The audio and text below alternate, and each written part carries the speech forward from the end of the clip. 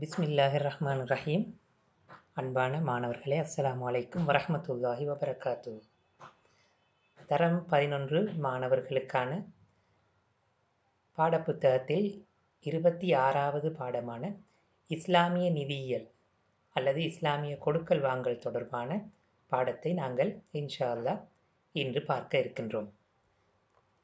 மாணவர்களே, முதலில் பொருளாதாரம் தொடர்பான ஒரு அறிமுகத்தை நாங்கள் பார்த்துவிட்டு பாடத்துக்குள் செல்வோம். உண்மையில் பொருளாதாரம் என்றால் என்ன? மனிதனுடைய அன்றாட தேவைகளை நிறைவேற்றிக் கொள்வதற்கு அவசியமானதுதான் பொருளாதாரம் என்று சொல்வோம். எனவே இந்த பொருளாதார நடவடிக்கைகள் எவ்வாறு அமைய வேண்டும் என்பது தொடர்பாக இஸ்லாம் தெளிவான வழிகாட்டல்களை முன்வைத்திருக்கின்றது.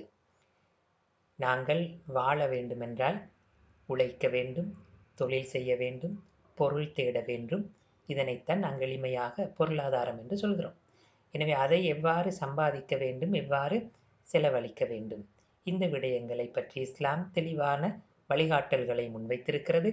இஸ்லாம் என்பது முழு வாழ்க்கைக்குமான ஒரு வழிகாட்டி என்ற வகையில் இது பற்றி தெளிவான கருத்துக்களை முன்வைத்திருக்கின்றது. இஸ்லாத்தின் பார்வையில் சரியான முறையில் செல்வத்தை, பொருளாதாரத்தை தேடுவதும் அதனை உரிய முறையில் செலவழித்ததும் இபாதத்தாக கருதப்படுகின்றது. அது ஒரு வணக்கமாகும். எனவே அது ஒரு நன்மை தரக்கூடிய செயலாக இஸ்லாம் கருதுகிறது. அன்பான மாணவர்களே, இது தொடர்பாக பொருளீட்டல் தொடர்பாக குர்ஆன் சுன்னாவிலிருந்து சில ஆதாரங்களை மாத்திரம் நாங்கள் பார்ப்போம்.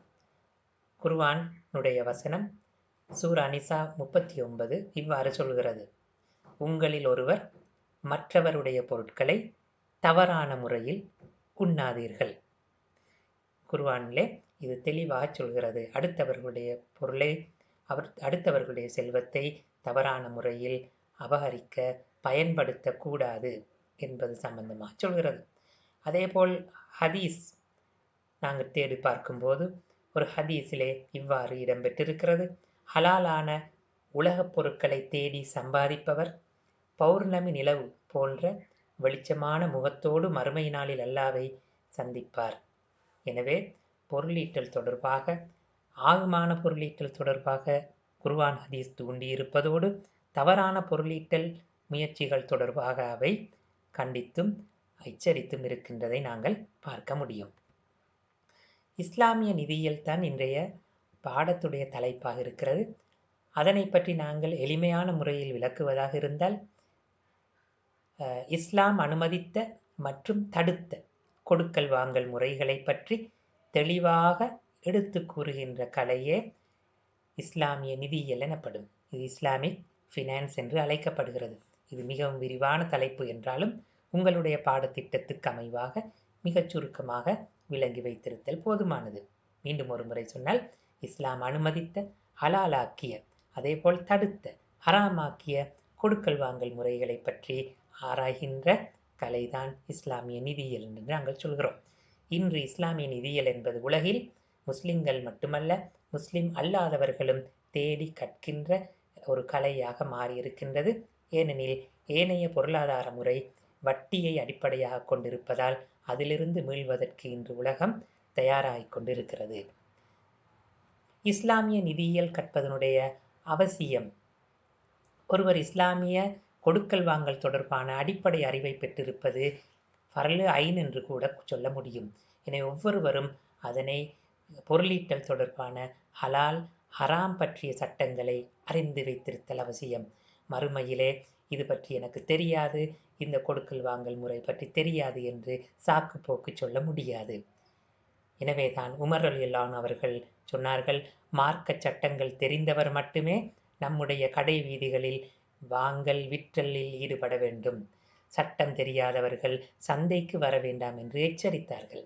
எனவே அடிப்படையான கொடுக்கல் வாங்கல் தொடர்பான இஸ்லாமிய வழிகாட்டல்களை ஒவ்வொருவரும் தெரிந்திருக்க வேண்டும். எனக்கு அது தெரியாது, இது தெரியாது என்று இஸ்லாம் தடுத்த விடயங்களில் ஈடுபட்டு அதற்கு நியாயம் சொல்வதை இஸ்லாம் அனுமதிப்பது கிடையாது. பொருளீட்டல் தொடர்பாக இஸ்லாத்துடைய சில அடிப்படைகளை இங்கே நாங்கள் பார்க்க இருக்கின்றோம். குர்ஆன் ஹதீஸில் அமைந்த அடிப்படைகள் இவை. ஒன்று, ஹலாலான முறையிலே பொருளீட்ட வேண்டும். அது இஸ்லாத்துடைய மிகவும் அடிப்படையான ஒன்று.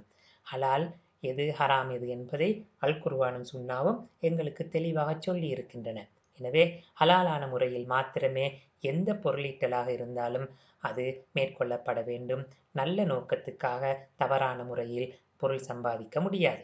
நேர்மையான வியாபாரிக்கு அல்லாஹ்வுடைய அருள் கிட்டும் என்று இஸ்லாம் சொல்கிறது.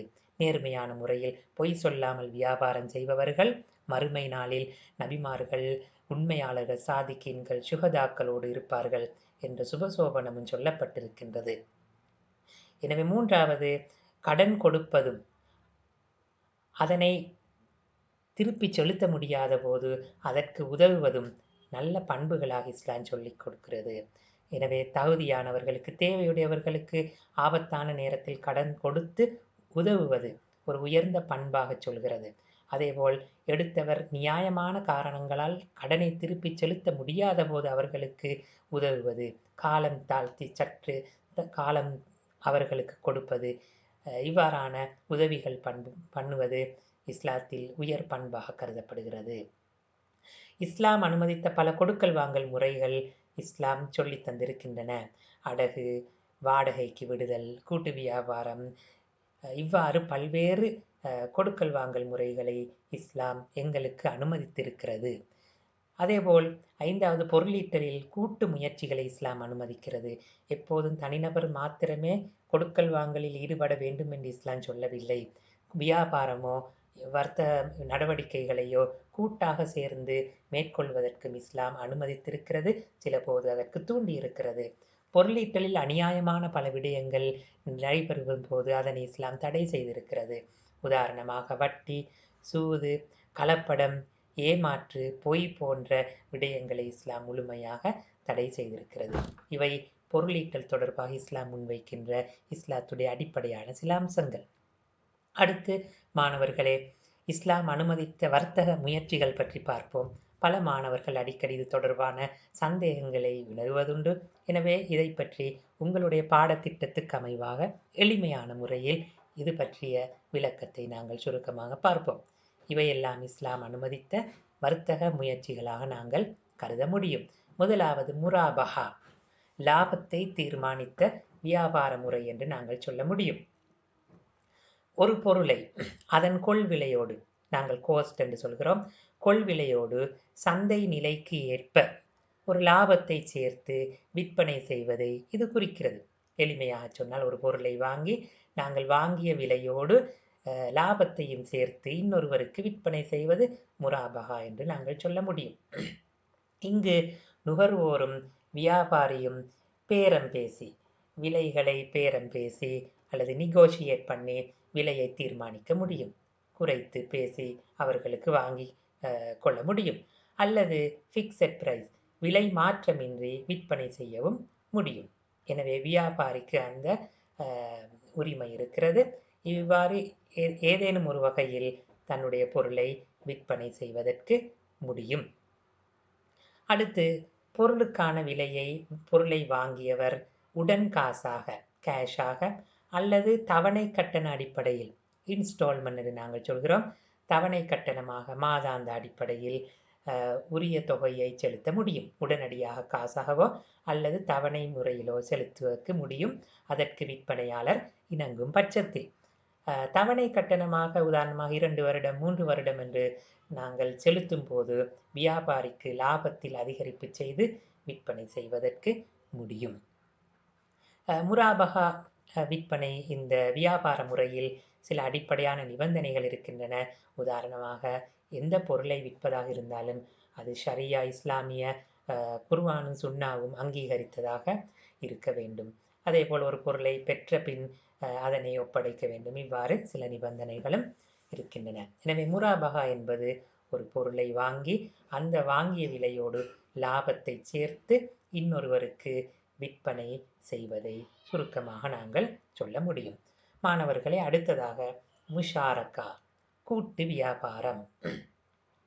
இங்கே இருவர் அல்லது அதற்கு மேற்பட்டவர்கள் ஒன்று சேர்ந்து தமது மூலதனத்தை இட்டு ஒரு தொழிலின் முயற்சியில் பங்குதாரராக ஈடுபடுவதை குறிக்கிறது. இங்கே பலர் சம்பந்தப்பட்டிருப்பார்கள், பலர் இன்வெஸ்ட் பண்ணுவார்கள். மூலதனத்தை போட்டு ஒரு தொழில் முயற்சியை ஆரம்பிப்பதை இது குறிக்கிறது. இங்கு பங்காளர்கள் மூலதனத்தால் அவரவர் வசதிக்கேற்ப பங்கேற்க முடியும். உதாரணமாக ஒருவர் 10 லட்சம், இன்னொருவர் 50 லட்சம், இன்னொருவர் 1 கோடி ரூபாய், இன்னொருவர் 25 லட்சம் என அவரவர் வசதிக்கு ஏற்ப மூலதனத்தை இட்டு ஒரு பெரிய வியாபாரத்தை ஆரம்பிக்க முடியும். இங்கு லாபமும் நஷ்டமும் புரிந்துணர்வுக்கேற்ப அவரவர் பங்குக்கேற்ப பிரிக்கப்படும். லாபம் வரும்போது அதிகமான முதலீடு செய்தவருக்கு அதிக லாப பங்கு கிடைக்கும். அதேபோல்தான் நஷ்டம் வரும்போதும் அவரவர் முதலீட்டுக்கேற்ப நஷ்டத் தொகையும் வேறுபட்டு அமையும். கூட்டு வியாபாரத்தில் பலரது செல்வமும் ஆற்றலும் ஒன்றிணைக்கப்படுகிறது. எனவே இது தூய்மையான நோக்கத்தில் செய்யும்போது அருள் மிக்கதாக மாறும். நபி அவர்கள் இதனை பற்றி இவ்வாறு சொன்னார்கள்: ஒருவர் மற்றவருக்கு துரோகம் இழைக்காத வகையில் கூட்டு முயற்சியில் ஈடுபடும் காலமெல்லாம் நான் 3ஆமவனாக இருப்பேன். அருள் இருக்கும், அல்லாஹ்வுடைய அருள் இருக்கும் என்பதை இங்கே நபி அவர்கள் ஸல்லல்லாஹு அலைஹி வஸல்லம் அவர்கள் சொல்லி காட்டினார்கள். எனவே மாணவர்களே, சுருக்கமாக முஷாரக்கா என்பது இருவர் அல்லது பலர் மூலதனம் பணத்தை போட்டு ஒரு தொழில் முயற்சியை ஆரம்பிப்பதை இது குறிக்கிறது. 3வது பாருங்கள், முதாரபா, கூட்டு பங்காண்மை என்று நாங்கள் இதனை சொல்லலாம் தமிழிலே. ஒருவர் மூலதனத்தையும் இன்னொருவர் உழைப்பையும், இல்லாவிட்டால் ஒரு சாரார் மூலதனத்தையும் இன்னொரு சாரார் உழைப்பையும் ஈடுபடுத்தி மேற்கொள்ளப்படுகின்ற வியாபார முறையை இது குறிக்கும். இங்கே பணம் இருப்பவர், மூலதனம் உள்ளவர் அதனை முதலீடு செய்வார். முயற்சியாளர் அவர் தன்னுடைய அனுபவத்தாலும் வியாபாரத்தை பற்றிய அறிவாலும் தந்த வியாபாரத்தை வெற்றிகரமாக முன்கொண்டு செல்வார். இங்கே வியாபாரத்தில் கிடைக்கின்ற லாபத்தை இருவரும் ஏற்கனவே உடன்பட்ட அமைப்புக்கு ஏற்ப, வீதாசாரத்துக்கு ஏற்ப பங்கிட்டுக் கொள்வார்கள். உதாரணமாக எளிமையாக சொன்னால், ஒருவரிடம் 1 கோடி ரூபாய் பணம் இருக்கிறது. ஆனால் அவருக்கு அந்த வியாபாரத்தை கொண்டு செல்வதற்கான அறிவோ அனுபவமோ சில நேரமோ அவரிடம் இல்லாமல் இருக்கலாம். எனவே அவர் இன்னொருவரிடம் சொல்லுவார், என்னிடம் மூலதனம் இருக்கிறது, நீங்கள் இதனை பொருட்படுத்தி இந்த வியாபார முயற்சியை உங்களுடைய அறிவையும் அனுபவத்தையும் கொண்டு எடுத்து செல்ல வேண்டும். எனவே இவர்கள் சேர்ந்து செய்கின்ற இந்த வியாபார முறைதான் முதாரபா என்று நாங்கள் சொல்கிறோம். அவர்கள் ஏற்கனவே இந்த லாபத்தை எந்த வீதாசாரத்தில் பங்கிட்டுக் கொள்வது, உதாரணம் 50க்கு 50, 40க்கு 60, இதனை அவர்கள் தான் தீர்மானித்துக் கொள்ள வேண்டும். இங்கே மூலதன தொகை சில நிபந்தனைகள் பாருங்கள். மூலதன தொகை ஏற்கனவே தீர்மானிக்கப்பட்டிருக்க வேண்டும். முதலீட்டாளர், முயற்சியாளர், பணத்தால் பங்களிப்பவர், முயற்சியால் பங்களிப்பவர், இவர்கள் 2 பேருடைய லாப வீதம் ஏற்கனவே தீர்மானிக்கப்பட்டிருக்க வேண்டும். நான் ஏற்கனவே சொன்னது போல எத்தனை வீதம் இவருக்கு, இத்தனை வீதம் லாபத்தில் பங்கிவருக்கு என்று சொல்ல வேண்டும். இங்கே நஷ்டம் வரும்போது அதனை முதலீடு செய்பவர் தான் ஏற்க வேண்டும். எனவே அது முக்கியமானது. முதலீட்டாளர் 1 கோடி ரூபாய் ஒருவர் முதலீடு செய்தால் நஷ்டம் வந்தால் அவர் தான் ஏற்க வேண்டும், முயற்சியாளர் அல்ல. ஆனால் இங்கு நஷ்டத்துக்கு காரணம் அந்த முதலீட்டாளர் அல்லாமல் முயற்சியாளராக இருந்தால், முயற்சியாளருடைய கவனக்குறைவாக இருந்தால், அல்லது வேண்டுமென்று முயற்சியாளர் அந்த உழைப்பில் ஈடுபடுபவர் நஷ்டத்தை ஏற்படுத்தி இருந்தால் அவர் அந்த நஷ்டத்தை பொறுப்பெடுக்க வேண்டும். இது அவருடைய கவன இனத்தால் அந்த நஷ்டம் ஏற்பட்டால் தான் இது நடக்கும். அப்படி இல்லாவிட்டால் சாதாரண நிலையில் நஷ்டத்தை முயற்சியாளர் அல்லது அங்கே உழைப்பால் பங்களிப்பு செய்பவர் ஏற்க வேண்டிய அவசியம் இல்லை. இதனை நாங்கள் முதாரபா என்று நாங்கள் சொல்லலாம். சுருக்கமாக நாங்கள் சொன்னால், இங்கே ஒருவர் மூலதனம், இன்னொருவர் உழைப்பை பயன்படுத்தி இருவரும் சேர்ந்து அல்லது பலர் சேர்ந்து ஒரு வியாபாரத்தை கூட்டாக ஆரம்பிப்பதை இது குறிக்கும். இது தவிர ஏனைய இஸ்லாம் அனுமதித்த கொடுக்கல் வாங்கல்களும் இருக்கின்றன. இதனை நாங்கள் விரிவாக பார்க்கவில்லை. உங்களுடைய பாட திட்டத்துக்கு ஏற்ப சுருக்கமாக நாங்கள் பார்ப்போம். ஒன்று கருத், அழகிய கடன் என்று நாங்கள் சொல்கிறோம். வட்டியோ லாபமோ எதிர்பார்க்காது இன்னொருவரிடமிருந்து திருப்பிக் கொடுக்கும் நோக்கில் பெறுகின்ற பணம் அல்லது பொருள் கடன் என்று நாங்கள் சொல்கிறோம். எனவே கடனாக பெற்றவர் அதனை உரிய காலத்தில் திருப்பி செலுத்த வேண்டும். ஆனால் அந்த கடனை கொடுத்தவர் மேலதிக தொகையை எதிர்பார்க்க கூடாது. அடுத்து ரஹன் என்று சொல்வோம். அடகு. கடன் பெறும் ஒருவர் தான் பெற்ற கடனுக்கு உத்தரவாதமாக அல்லது ஈடாக கடனை திருப்பி கொடுக்கும் வரை கடன் கொடுத்தவருக்கு ஒரு பெறுமதியுள்ள பொருளை நிபந்தனையோடு வைப்பு செய்வது அடகு அல்லது ரஹன் என்று நாங்கள் சொல்கின்றோம். சில போது கடன் பெறுபவர் ஏற்கனவே அறிமுகம் இல்லாதவராக இருந்தால், அவரை பற்றிய நம்பிக்கை சில நேரம் குறைவாக இருந்தால், ஏதோ ஒரு காரணத்துக்காக அந்த கடனை கொடுப்பவர் ஒரு அடகு பொருளை வைத்துக்கொண்டு கொடுக்க விடுவோம். அது நம்பிக்கை தன்மை இருந்தாலோ இல்லாவிட்டாலோ சில நேரம் கடன் கொடுப்பவருக்கு அது ஒரு உத்தரவாதமாக இருக்கக்கூடும். இதுக்கு நாங்கள் அடகு என்று சொல்கிறோம். ஆனால் திருப்பி அந்த அடகை ஒப்படைக்கும் போது மேலதிகமான ஒரு தொகையை தர வேண்டும் என்று எதிர்பார்க்கக்கூடாது. அது வட்டி என்ற வகையில் அமைந்துவிடும்.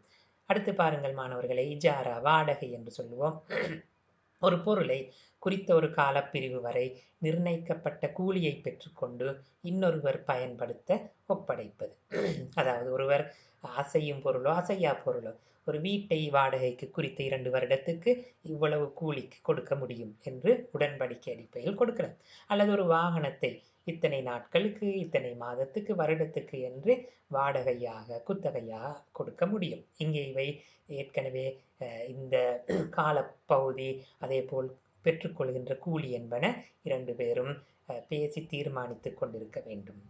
அடுத்தது சலம், முட்கொடுப்பனவு வியாபாரம். இதுவும் ஆரம்பத்தில் மதீனாவில் காணப்பட்ட ஒரு வியாபார முறை. காலம் தாழ்த்தி பொருளை ஒப்படைத்தல் என்று இதனை நாங்கள் சொல்லலாம். உதாரணமாக ஒருவர் வெளிநாடு செல்ல இருக்கின்றார். அந்த வெளிநாட்டிலிருந்து ஒருவருக்கு இன்னொரு பொருளை கொண்டு வந்து இவர் கொடுக்க வேண்டும், விற்குவதாக நாங்கள் நினைத்து கொள்வோம். எனவே அவர் செல்வதற்கு முன்னரே குறித்த நபரிடம் ஒரு பணத்தை பெற்றுக்கொண்டு அங்கு சென்று அந்த பொருளை வாங்கி கொண்டு வந்து இங்கே அவர் விற்க முடியும். இவ்வாறான முறைகளும் அனுமதிக்கப்பட்டிருக்கின்றது. அதே போல் இஸ்திஸ்னா, உற்பத்தி கடன், உற்பத்திக்காக வழங்கப்படுகின்ற கடன், இவ்வாறு நாங்கள் சொல்ல முடியும். இது பற்றிய விரிவான விடயங்களை உயர்தர வகுப்புகளில் கற்றுக்கொள்ள முடியும். ஓலெவல் சாதாரண தர வகுப்பு மாணவர்கள் இந்த விடயங்களை சுருக்கமாக தெரிந்திருத்தல் போதுமானது. எனவே மாணவர்களே, இது தொடர்பாக வந்திருக்கின்ற கடந்த கால வினாக்களை பாருங்கள். முஷாரக்கா வர்த்தக முறை பற்றி சுருக்கமாக விளக்குக. எனவே நீங்கள் இங்கே கற்றுக்கொண்டீர்கள். அதனை திருப்பி ஒரு முறை மீட்டி பாருங்கள். 2வது வினா, இஜாரா சலம் ஆகிய வர்த்தக முறைகளுக்கு இடையிலான வேறுபாட்டை குறிப்பிடுக. இஜாரா என்பது கூலிக்கு அல்லது குத்தகைக்கு கொடுத்தல் என்று கருதப்படும். குறித்த ஒருவருக்கு குறிப்பிட்ட காலத்துக்கு ஒரு பொருளை குறிப்பிட்ட ஒரு கூலிக்காக பேசிக்கொண்டு வழங்குவதை இது கொடுக்கும். இஜாரா கொடுத்ததற்காக அந்த பொருள் சொந்தமாக மாறிவிட மாட்டாது. அதே போல் சலம் என்பது நாங்கள் ஏற்கனவே சொன்னோம், ஒரு பொருளை ஒப்படைக்க முன்னர் பணத்தை பெற்றுக்கொள்வது, பின்னர் அதனை அவர் அந்த பொருளை ஒப்படைப்பது. ஆனால் சலம் மூலம் ஒரு பொருள் ஒருவருக்கு சொந்தமாக பின்னாட்களில் மாறிவிடும். ஆனால் இஜாரா மூலம் ஒரு நாளும் ஒரு பொருள் அதனை பெற்றுக்கொண்டவருக்கு சொந்தமாக மாற முடியாது. இதுதான் இந்த 2க்கும் இடையிலான முக்கியமான வேறுபாடாக சொல்லலாம். இஜாரா மூலம் நாங்கள் பெறுகின்ற பொருள் எங்களுக்கு சொந்தமாக மாறாது. சலம் மூலம் பெறுகின்ற பொருள், பிற்கொடுப்பனவு வியாபாரம் மூலம் கிடைக்கின்ற பொருள் அது எங்களுக்கு சொந்தமாக மாறும். இஸ்லாம் அனுமதித்துள்ள கொடுக்கல் வாங்கல் முறைகள் பற்றி விளக்குக. இது விரிவான கேள்வியாக வந்திருக்கின்றது. இவ்வாறு கேட்கும்போது நீங்கள் ஏற்கனவே சொன்ன நாங்கள் குறிப்பிட்ட முஷாரக்கா, முதாரபா, அதே போல் முராபஹா போன்ற இந்த 3 விடயங்களை நீங்கள் விளக்கமாக எழுத வேண்டும். எனவே மாணவர்களே, தரம் 11 இந்த பாடங்கள் சம்பந்தமாக நாங்கள் சில விடயங்களை, முக்கியமான விடயங்களை நாங்கள் இன்றைக்கு கலந்தாலோசனை செய்தோம். இன்ஷா அல்லாஹ் மீண்டும் ஒரு தலைப்பில் சந்திக்கும் வரை விடைபெறுகிறேன். ஜஸாக்குமுல்லாஹ் கைரா. அஸ்ஸலாமு அலைக்கும் வரஹ்மத்துல்லாஹி வபரகாத்துஹு.